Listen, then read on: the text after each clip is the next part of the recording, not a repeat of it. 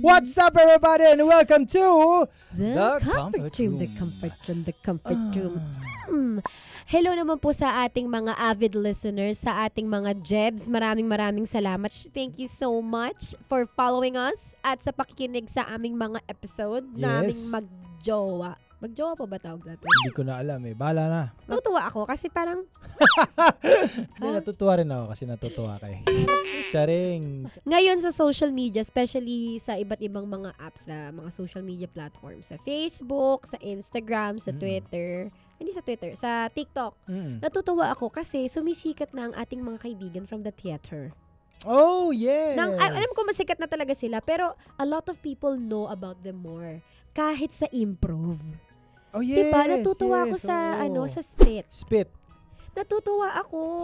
Sobra nakakatuwa. Actually, syempre, sa theater people dati, mas kaunti pa lang yung knowledgeable about theater. Especially sa mga kabataan. Oo, totoo. Kasi of course, nung panahon na hindi pa parte ng buhay ang social media. Hindi pa masyado na market ang theater. Tuwang-tuwa ako doon sa isang exercise. Ano? What you say in a family dinner that you cannot say during sex. Okay, game. So, I just want to try. Sige. Kung kaya ba na. Actually, kaya ko yan. May nakalista ako. May mga lista na rin ako dito. Pero alam ko mas marami si Jack. Kasi nga, si Gerald ay nakapag-workshop na. Tama ba yung term ko, workshop? Nakapag-workshop na siya with spit before. Ako, never pa. So, all of my improv was as in kinailangan ko lang mag-improv para mag-survive ako sa stage or sa set. So, never pa ako nag-ano. So, anyway, okay. Mauna na ako. Mauna ka. Kasi, so, sanay ka eh. Things you can say during family dinner that you cannot say during sex. Okay, ako mauna. Okay. Parang amoy malansa. Nakakatawa doon kung sinabi mo yon during sex sa lalaki. Ha? Diba? Usually kasi sa babae yung joke eh. Bakit? Diba? Ako na next. Ang alat. Diba? Kasi, bakit hindi pwedeng sabihin sa sex? Actually, pwede Pwedeng sabihin sa sex. Bakit? Pero ano lang siya, parang bulong mo lang sa sarili mo, alat naman itong putang na ito. Parang ganun, pwede. O kaya, ano mo lang, itago mo lang sa keep it in yourself. Hindi. Ako. Ano ba yan? Sabi ko, gusto ko jumbo eh. Wow! Medyo galit ka sa family dinner, Hindi, kasi nag-react ako. Dahil, galit. Ngayon, galit ka na actually. Hindi, magtatanong sa'yo, di ba? Anong gusto mo? Anong size ng hotdog? Di ba? Tapos ibibigay sa'yo, maliit lang. Ano kaya yun? Gutom ako. Ang tawag doon sa hotdog na maliit, yung pang breakfast ng estudyante. Vienna sausage. Hindi, yung my kids can tell. Yung may ganon, di ba? Tidbits. Anong tidbits? Ba? Ang social mo naman, Ben, naman tidbits. Hindi, may tawag pa dun eh. Ano tawag dun? Cocktail. Cocktail. Social. Cocktail. Pero at least cock. Cocktail sa... Diba? At least cock siya. Ako naman. Ang tigas masyado, ang hirap kainin.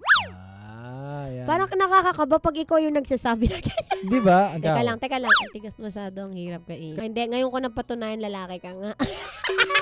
Ang tigas masyado, oo nga.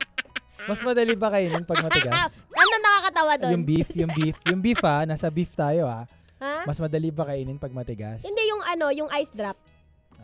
Yung ice drop, mas madali talaga siyang kainin. Kasi naka-form. Form into? An ice drop. Mas madali kasi siyang dilaan. Okay. Kasi kapag syempre nagme-melt na yun, mahirap ng dilaan yun. Kaya kailangan. Tangina, yung mo nagme-melt, no? Ano kaya yun, no? Paano kaya yun? Ala, ano to? Wag mong gawin, please. Wag ikaw yung magmuestra. Paano to? Bakit? Alam mo naman, pinangarap natin maabot to. Diba? So naman, para ka naman naninibago na pag-usapan na natin. Pag-usapan na namin yun, guys. Actually, nasa isang episode kasi yun, yung mga bagay na na-try mong gawin ng bata ka. Oo. Tapos ito si Gerald kasi. Ang ina. Diba? Hindi nyo naisip yun? Hindi nyo naisip yun? Yung bata siya, sinubukan niyang abutin. Maabot ko ba to? Nasa isang episode namin yan dito sa comfort room, okay? Hanapin nyo na lang kung nasaan. Hihipan mo pa eh. Bakit hinihipan? Para malaman mo, pag gumalaw yon, ibig sabihin malapit na. Pag nararamdaman mo lang yung lamig, malayo pa yun. Pero pag gumanon, pucha, malapit. Ilang taong ka nun? Siyempre bata. Ilang taon? Nakakatawa yung 15 anyos ko, inaabot mo pa. Di ba? Third year high school, inaabot mo, no? Ginagawa mo eh? dyan, nakita ka ng nanay mo, no? Kaya siya naman nagsashabu. Diba? Gumagano'n ka, diba? Hoy!